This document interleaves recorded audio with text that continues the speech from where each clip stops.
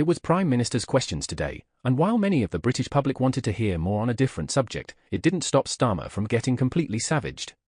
In today's video, we will watch and react to the ferocious interaction. Not only that, but we will also go over all of the latest news from across the country. But first, hit the like button and subscribe to the channel and join our fast-growing community. We're on the road to 10,000 subscribers, and we couldn't have done it without you. Thank you for your incredible support. To celebrate, we're giving away £1,000 to 10 lucky winners, £100 each. Here's how to enter. Subscribe to our channel. Like this post. Drop your postcode in the comments. Once we hit 10,000 subscribers, we'll randomly select the winners. Don't miss your chance to be part of the £1,000 giveaway. Start now, and it could be you. Speaker, can I take this opportunity to welcome the release of hostages, including Emily Damari, from barbaric captivity? I also know that the thoughts of many will be with the victims of the Southport killings. There are important questions to answer, and I will return to those after the case is concluded. Between 2009 and 2022, the OECD found children in England rose up global league tables in maths, reading, and science. Conservative government action means English schools now top the Western world at maths and reading. The Prime Minister's Schools Bill, which is being voted on in committee this week, reverses the improvements that made this happen. This bill is an act of vandalism. It is wrecking a cross-party consensus that lasted for decades. Why does the Prime Minister think that so many school leaders are criticising this bill? Prime Minister. Mr. Speaker, it was Labour that introduced academies in the first place to drive up standards. Academies are here to stay and will continue to drive up standards. That's what the bill is about. But also in that bill are important provisions for protecting children, including a provision to stop abusers taking children out of school, a unique identifier to ensure the whereabouts of all children are known. What did the Leader of the Opposition do? She instructed all of them to vote against those measures. Voting. He didn't even bother voting on that bill, Mr. Speaker.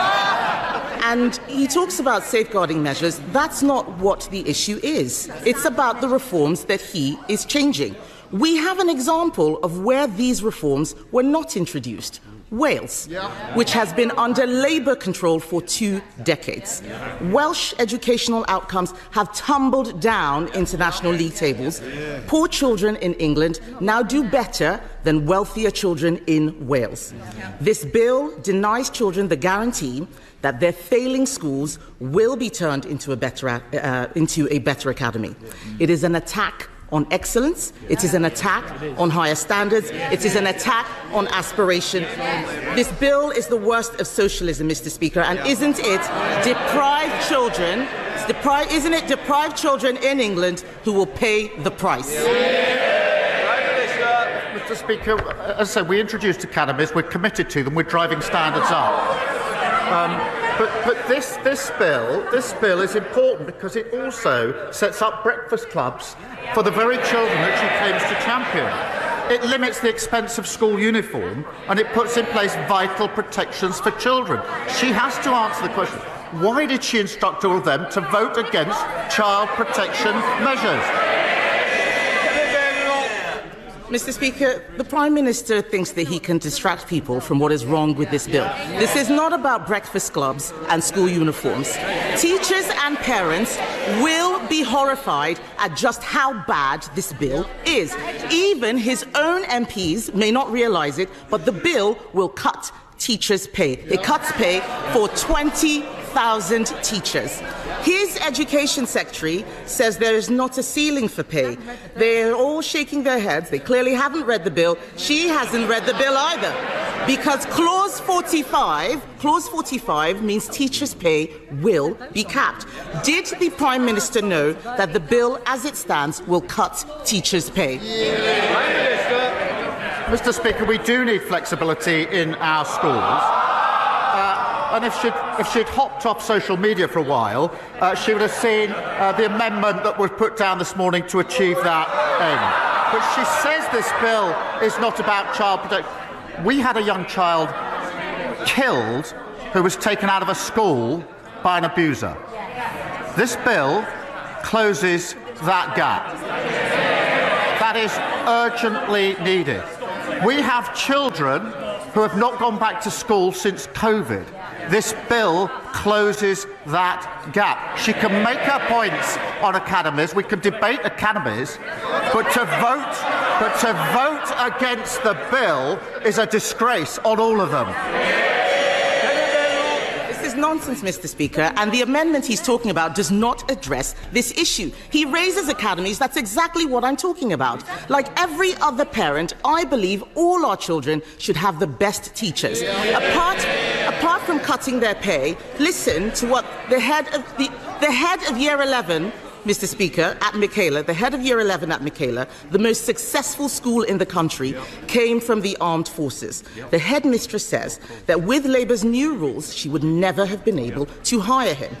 Those are the academy freedoms I'm talking about. This bill would have blocked that veteran from teaching. The bill implies that doctors are not sufficiently qualified to teach biology, that Olympic medalists can't teach PE. Why is the Prime Minister closing down routes into teaching when we should be opening up more? She knows that's not right. No, it's not. Look at the provisions in the bill.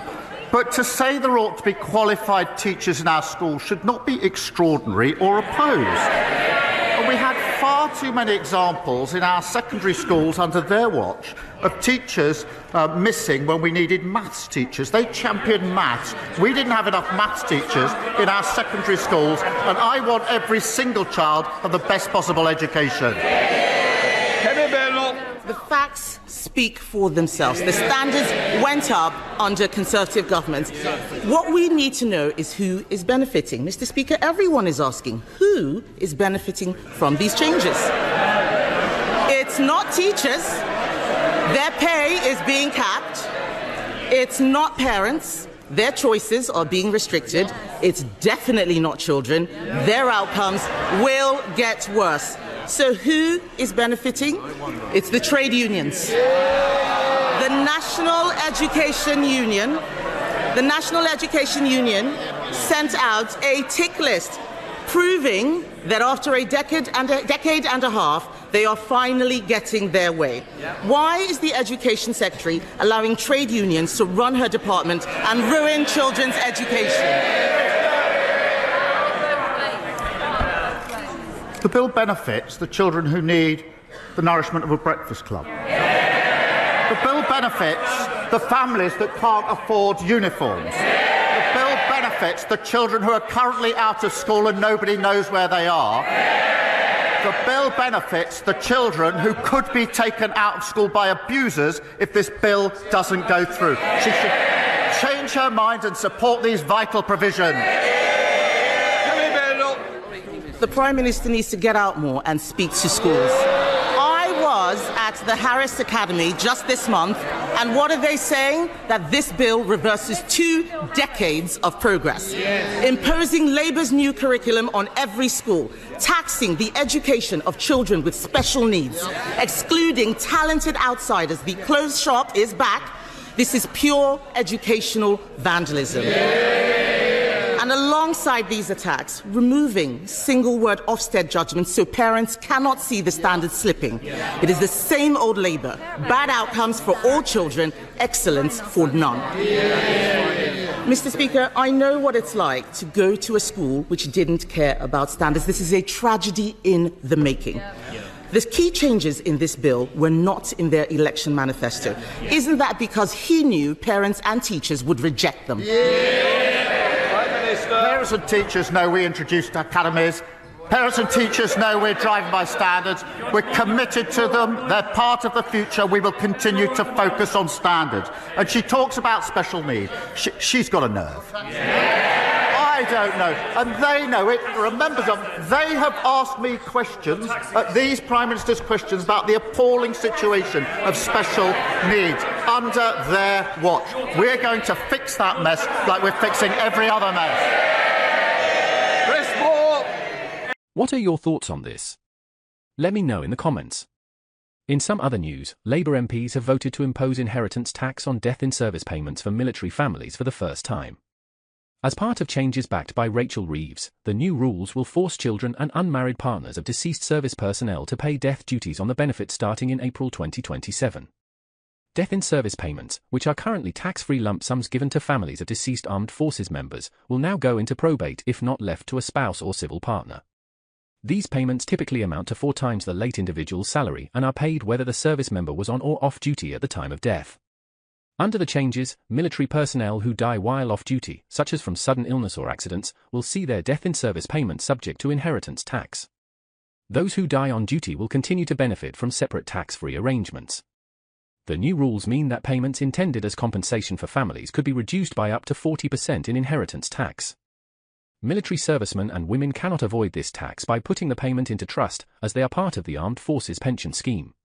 Major General Neil Marshall, Chief Executive of the Forces Pension Society, which represents more than 66,000 members, has written to HMRC urging the government to reverse the decision. He warned that the rule change would be corrosive and undermine trust among armed forces personnel towards the government.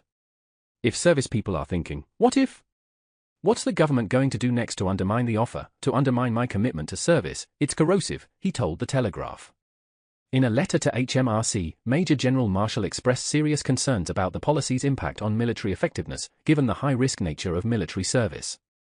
He stated that a policy discriminating against those who are not married or in a civil partnership poses a serious threat to morale, team cohesion, and operational effectiveness.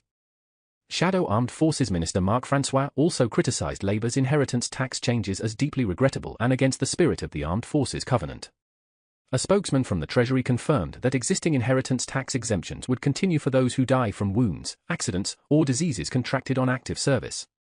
We value the immense sacrifice made by our brave armed forces, a Treasury spokesperson said.